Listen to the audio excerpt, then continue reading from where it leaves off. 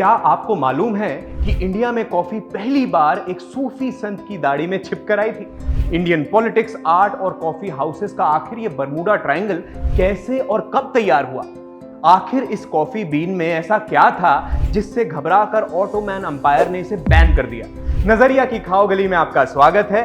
मैं हूं आशीष आते और आज हम नजरिया के कप में फेंटने वाले हैं कॉफी की ये क्रीमी और इंटेंस कहानी। यकीन मानिए, कॉफी ने सिर्फ दोस्तों को नहीं बल्कि पूरी की पूरी ट्रेड इकोनॉमीज को एक दूसरे से कसकर बांधा हुआ है। तो चलिए फिर इंतजार किस चीज का है, शुरू करते हैं इथियोपिया से अरेबिया तक।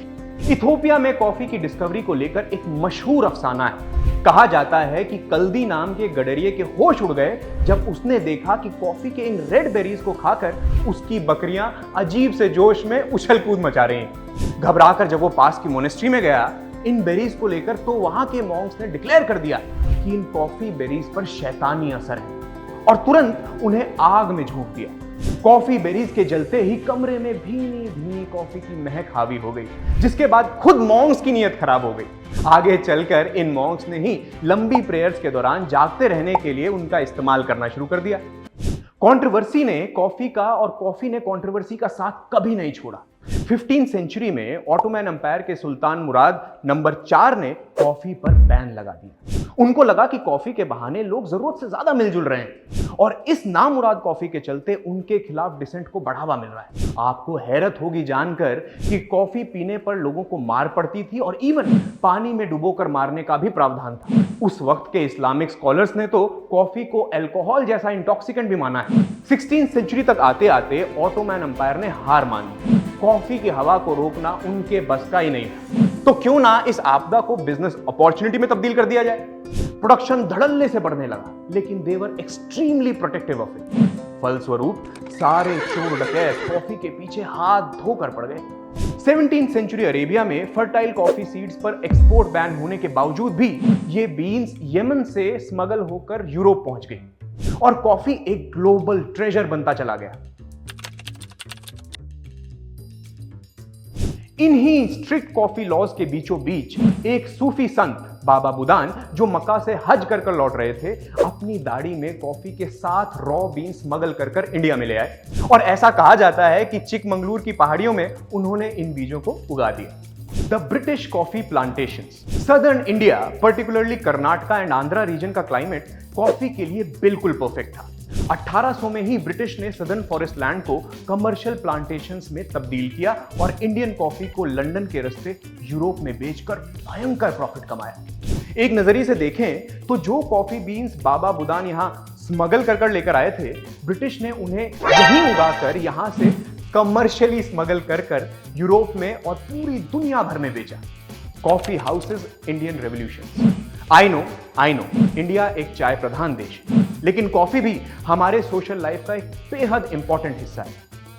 1950 से इंडियन कॉफी हाउसेस भारत के इंटेलेक्चुअल और सोशल लाइफ के लिए काफी इंपॉर्टेंट रहे हैं। यहाँ फ्रीडम फाइटर्स, आर्टिस्ट और राइटर्स इकट्ठे होते रहे हैं और ताबड़तोड़ क्रिएटिविटी और रेवोल्यूशनरी थॉट भी एक्सचेंज होते आए हैं। हमारा नजरिया कहता है कि गुजरे दौर में coffee played an important role in building छोटे बड़े social and art revolutions throughout India.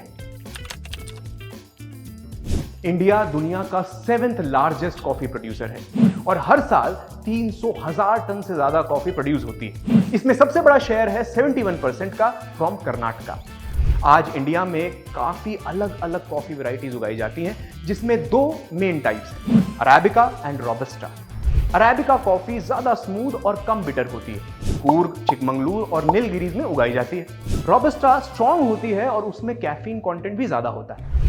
Andhra Pradesh, Kerala और तमिलनाडु के कुछ पार्ट्स में रोबस्टा मिलती है, जो अपनी हाई यील्ड्स के लिए स्मॉल स्केल फार्मर्स में बेहद पॉपुलर है। अब जितने लोग उतने अलग अलग कॉफी स्टाइल्स, तो इंतजार किस चीज का है? आइए काउंटडाउन शुरू करते हैं। नंबर 5, तंदूरी कॉफी, जो कुल्हड़ में डाली जाती है और ये कॉफी खूंखार तंदूर की लपटों में तैयार होती है। नंबर 4, सुक्कू कॉफी, तमिलनाडु की एक स्पेशल कॉफी जिसमें जिंजर डाला जाता है, सेहत के लिए जबरदस्त। नंबर 3, फिल्टर कॉफी, मेहनत का फल मीठा मुहावरे का चलता फिरता एग्जाम्पल। मेहनत से बनती है और सबके दिलों पर राज करती है। नंबर 2, बेला कॉफी, कर्नाटका के रूरल एरियाज में जैगरी के साथ बनाई जाने वाली ये कॉफी अपने यूनिक टेस्ट के लिए बेहद मशहूर है। और number 1 dalgona coffee.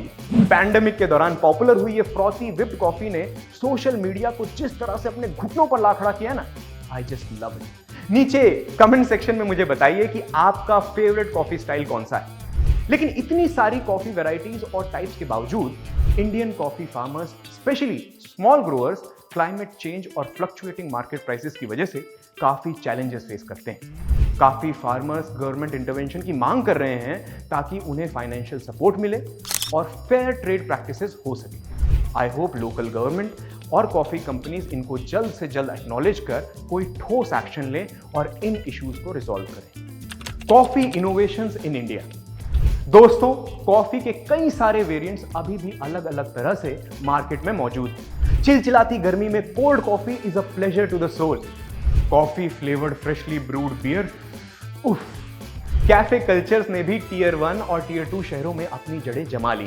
Cafe coffee day, Starbucks, blue Tokai coffee roasters, sleepy owl are rapidly growing and experimenting with different styles.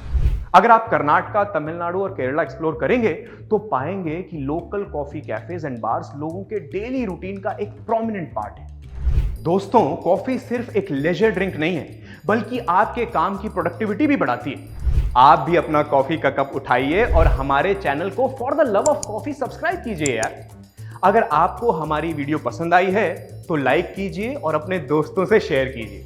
मैं आशीष आत्रे आपको मिलूंगा अपनी अगली वीडियो में। तब तक के लिए खुश रहिए। Take care of your loved ones. अलविदा।